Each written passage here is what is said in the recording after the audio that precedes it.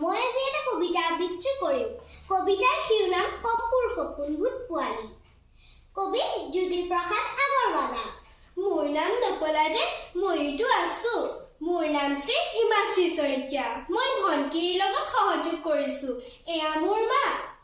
মা, মই সপোনত দেখিলো দুটা ভূতৰ পোৱালি আৰু দুজনী নাও জিলিকা, চকু টেলেকা, টিলিকা টিলিকা, পিলিকা পিলিকা, জখিনী ছোৱালী। এটা কোলা, এটা বগা, নাঙত পিঙত